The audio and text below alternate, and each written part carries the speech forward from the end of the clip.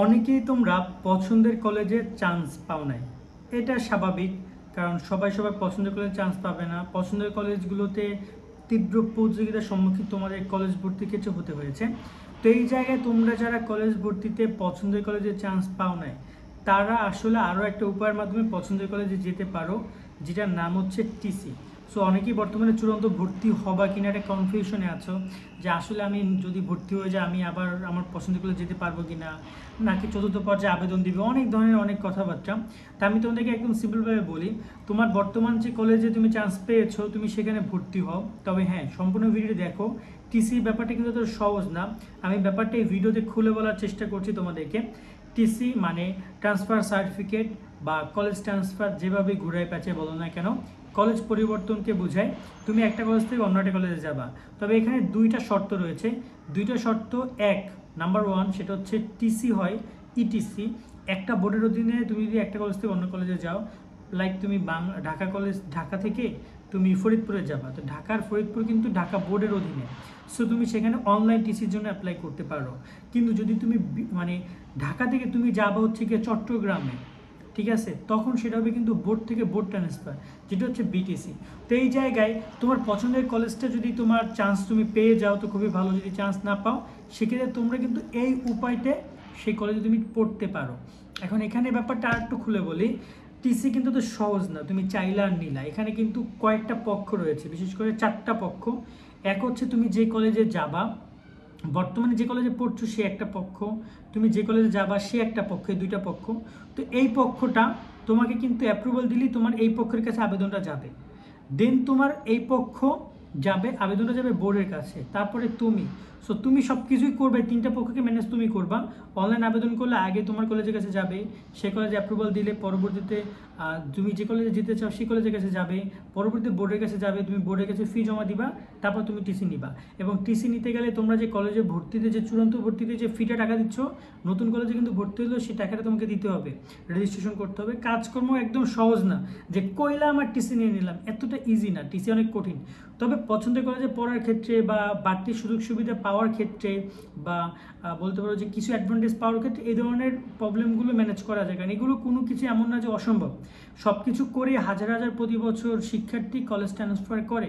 So তুমিও করতে পারবা। সো তুমি যদি কেউ পছন্দের কলেজে চান্স না পাও সেক্ষেত্রে তুমি টিসি নিতে পারো। আমি টিসির বেসিক ফর্মেটটা বুঝাইলাম।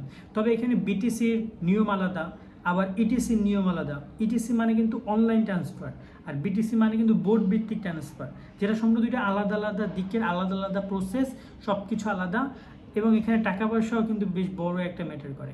একটা ব্যাপার তোমাদেরকে বলতে চাই, অনেক শিক্ষার্থী আছো যে ভাবতেছো যে 2025-এর সাথে আবার ভর্তি হবা, তাদেরকে বলতেছি এই কাজটা ভুলও করো না, কারণ একটা বছর তোমার লস হয়ে যাবে। এই কাজটা করো না তোমরা, কারণ অনেক একটা বছর মানে অনেক কিছু হয়। তুমি হিসেব করে দেখো, একটা স্টুডেন্টের একটা বছর অনেক কিছু। সে এক বছর বেকার থাকতে পারে, সেটা আলাদা ব্যাপার, বাট এক বছর যদি গ্যাপ দাও সেটা তোমার শিক্ষা জীবনে অনেক বড় একটা এফেক্ট পড়বে। আরেকটা ব্যাপার তোমাদেরকে আমি বলি, তোমরা বর্তমানে কলেজে ভর্তি হচ্ছ, কলেজের কিছু নিয়মকানুন আর রয়েছে, তো চেষ্টা করবে সেগুলো মেনে চলার। তবে আমি তোমাদেরকে চারটা টিপস দিচ্ছি কলেজ ভর্তির ক্ষেত্রে। এক হচ্ছে তোমরা কোনো ধরনের রাজনৈতিক সংগঠনের সাথে তেমন জড়ানোর চেষ্টা করবে না। যদি রাজনীতি ভালো জিনিস, কিন্তু দেখা যায় অনেক কলেজ সেটা অপব্যবহার চলছে। সো রাজনীতি থেকে যতটুকু পারি স্কিপ করে। হ্যাঁ, রাজনীতি তোমাদের করতে হবে, আমিও রাজনীতি করব, তবে সেটা বিশ্ববিদ্যালয়ের পর্যায়ে গিয়ে। এখন যেহেতু এইচএসসি পর্যায়ে 2টা বছর চোখ বন্ধ করবা, খুলবা, দেখবা যে ফার্স্ট ইয়ার সেকেন্ড ইয়ার শেষ, পরীক্ষা চলে আসছে। সো এই জায়গায় তোমাদেরকে একটু হলেও বুঝে চলতে হবে যে না, আসলে সময়গুলো অনেক ইম্পর্টেন্ট। এখানে রাজনীতি বা এই চ্যাপ্টার আনা যাবে না। হ্যাঁ, প্রেমের চ্যাপ্টার আনা যাবে না। প্রেম প্রীতি বা এই ধরনের সময় যেগুলো নষ্ট হয়, এইসব জায়গা থেকে একটু দূরে থাকো। বিশ্ববিদ্যালয় লাইফে যাও, ভালো একটা অ্যাডমিশন নিয়ে ভালো একটা ইউনিভার্সিটি যাও, দেখবা যে পুরো জীবনটা ভালো। কারণ দেখা যায় কি, আমরা বেশিরভাগ মানুষ, আমি একদম বলে রাখি যে বর্তমানে যে শিক্ষা ব্যবস্থা, বর্তমানে যে স্টুডেন্টের মেন্টালিটি, এই যে তোমরা inter first year second year এই লাইফটাই বা এই যে 2 বছরে সবচেয়ে বেশি শিক্ষার্থী ভুল করে থাকে, সেটা রিলেশনশিপ হোক, সেটা অন্যান্য কোনো ক্যারিয়ার ক্ষেত্রে হোক, অন্যান্য প্ল্যাটফর্মের ক্ষেত্রে হোক, সব কিছুর ক্ষেত্রে এই জায়গাটা ভুল করে থাকে। 2টা বছর মনোযোগ দিয়ে পড়াশোনা করো, তারপর লাইফটা অনেক ভালো চিনবা, জানবা। এতদিন যা চিনেছো জানেছো ওটা লাইফ না। আরও 2টা বছর একটু পড়াশোনা করো, 2টা বছর পর দেখবে যে পুরো ব্যাপারটা আরও পৃথিবীতে তোমার কাছে খুলে গেছে। এতদিন স্কুলে একটা গণ্ডি ছিল, এখন কলেজে সেই গণ্ডিটা একটু বড়, সো তুমি অনেক কিছু জানতে পারবা। সো এই যে প্রেম ভালোবাসা বা সম্পর্ক এইসবের মধ্যে পড়ো না, পড়াশোনাটা কন্টিনিউ করো অন্তপক্ষে, যাদের ফিউচার প্ল্যান চিন্তা ভাবনা সামনে কিছু আছে। আরেকটা ব্যাপার বলতে যাচ্ছিলাম, সেটা হচ্ছে যে টিচার কলেজে খুবই কম সময় পাবা, তো একাধিক টিচার পড়ার চেষ্টা করবে না। যে টিচার ভালো পড়ায়, সেটা অনলাইন হোক সেটা অফলাইন হোক, একটা টিচারের কাছে কন্টিনিউয়াস পড়ার চেষ্টা করবা। আর একসাথে একাধিক টিচার নিবা না। যেমন ফিজিক্সে তুমি 2টা টিচার নিয়ে নিছো, কেমিস্ট্রিতে 2টা টিচার, সব জায়গায় 2টা 3টে করে টিচার না রে ভাই। একটা টিচারের কাছেই যাও, সময় নিয়ে আস্তে ধীরে কমপ্লিট করে আসো, একটা প্ল্যানিং করো, ফার্স্ট ডে থেকে একটা গাইডলাইন নাও, তাহলে একটা ভালো রেজাল্ট তুমি করতে পারবা। আরও একটা তোমাদেরকে আমি বলি, অনেকেই কলেজ ট্রান্সফার নিয়ে চিন্তাভাবনা করছো আমি জানি, আবার একটু কনফিউশনও আছো।